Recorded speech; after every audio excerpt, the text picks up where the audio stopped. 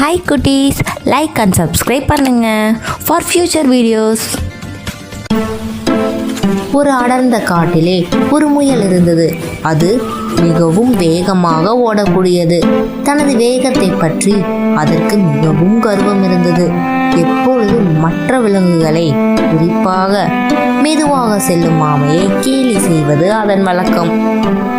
ஒரு நாள் முயலின் கேலியால் வெறுத்து போன ஆமை, முயலே, ஒரு ஓட்ட பந்தயத்திற்கு சவால் விட்டது.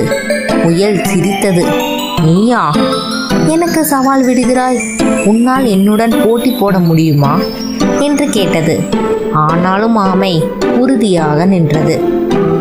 பந்தயம் தொடங்கியது. முயல் முன்னால் வேகத்தில் ஓடியது.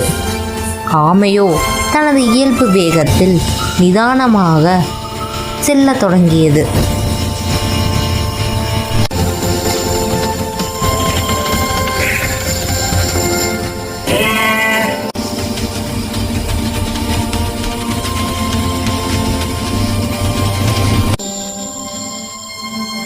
முயல் வெகு தூரம் முன்னேறி சென்றது.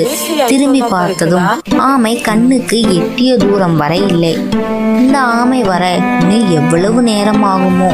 நான் போய் ஒரு குட்டி தூக்கம் போட்டுவிட்டு வந்தால் கூட அது இன்னும் எவ்வளவு தூரம் வந்திருக்குமோ என்று நினைத்தது. அப்படியே ஒரு மரத்தடியில் படுத்து அயர்ந்து தூங்கியது. அந்த நேரம் ஆமை மெதுவாகவும் விடாமுயற்சியுடனும் தொடர்ந்து நடந்து கொண்டே இருந்தது. அது ஓய்வெடுக்கவே இல்லை. தனது இலக்கை நோக்கி உறுதியுடனும் சென்றது.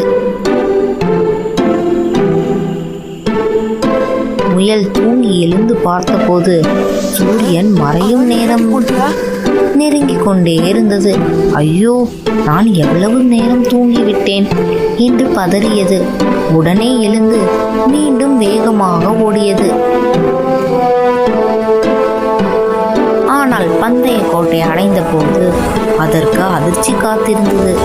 ஆமை ஏற்கனவே பந்தய கோட்டை தாண்டி வெற்றி பெற்றிருந்தது. ஆஹா, முயல் இப்போது உண்மையிலேயே ஆச்சரியப்பட்டு போயிருந்தது. முதல் முறை ஓடிய போது இந்த ஆமை எம்மாத்திரம் தான் ஒரு தூக்கம் போட்டுவிட்டு வந்தாலும் ஜெயிப்பேன் என்று நினைத்து மரநிழலில் தூங்கி போய் தோற்றது முயல். இப்பொழுது ரேஸ் முடிந்தது. ஆமை மெதுவாக ஆனாலும் தொடர்ந்து நடந்தது. பந்தய கோட்டை முதலில் எட்டி நின்றதை நேரில் பார்த்துவிட்டது முயல். காது தொங்கி போய் கண்கள் அகல விரிந்து வாயை திறக்காமல் நின்றது.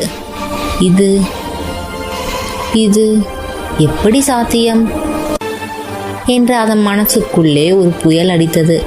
ஆமை திரும்பி பார்த்தது. மெதுவாக புன்னகைத்தது. அவசரம் வேண்டாம்,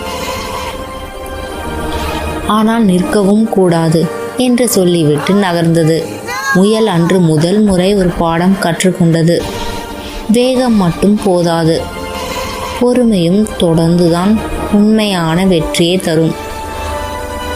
அதனால்தான் இப்பொழுது முயல் ஆச்சரியப்பட்டது.